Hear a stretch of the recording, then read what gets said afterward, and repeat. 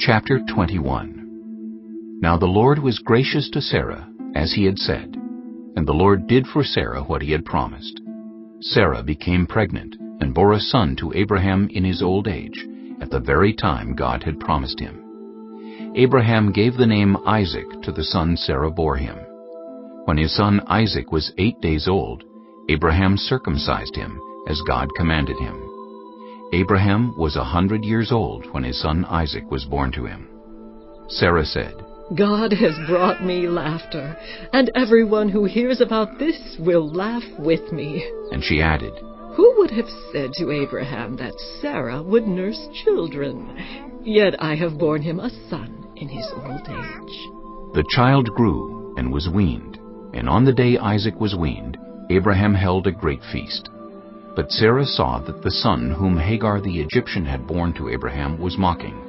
And she said to Abraham, Get rid of that slave woman and her son, for that woman's son will never share in the inheritance with my son Isaac. The matter distressed Abraham greatly, because it concerned his son. But God said to him, Do not be so distressed about the boy and your slave woman. Listen to whatever Sarah tells you, because it is through Isaac that your offspring will be reckoned. I will make the son of the slave into a nation also, because he is your offspring. Early the next morning, Abraham took some food and a skin of water, and gave them to Hagar. He set them on her shoulders, and then sent her off with the boy. She went on her way, and wandered in the desert of Beersheba. When the water in the skin was gone, she put the boy under one of the bushes. Then she went off and sat down about a bowshot away, for she thought, I cannot watch the boy die. And as she sat there, she began to sob. God heard the boy crying, and the angel of God called to Hagar from heaven, and said to her, What is the matter, Hagar? Do not be afraid.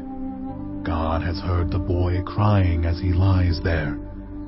Lift the boy up and take him by the hand, for I will make him into a great nation. Then God opened her eyes, and she saw a well of water.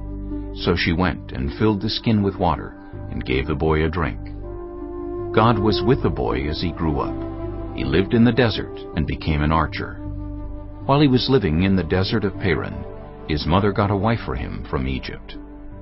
At that time, Abimelech and Phicol, the commander of his forces, said to Abraham, God is with you in everything you do. Now swear to me here before God that you will not deal falsely with me, or my children, or my descendants. Show to me and the country where you now reside as a foreigner the same kindness I have shown to you. Abraham said, I swear it. Then Abraham complained to Abimelech about a well of water that Abimelech's servants had seized. But Abimelech said, I don't know who has done this. You did not tell me, and I heard about it only today. So Abraham brought sheep and cattle and gave them to Abimelech, and the two men made a treaty. Abraham set apart 7 ewe lambs from the flock, and Abimelech asked Abraham, What is the meaning of these 7 ewe lambs you have set apart by themselves? He replied, Accept these 7 lambs from my hand as a witness that I dug this well. So that place was called Beersheba, because the two men swore an oath there. After the treaty had been made at Beersheba, Abimelech and Phicol, the commander of his forces, returned to the land of the Philistines. Abraham planted a tamarisk tree in Beersheba, and there he called on the name of the Lord, the eternal God. And Abraham stayed in the land of the Philistines for a long time.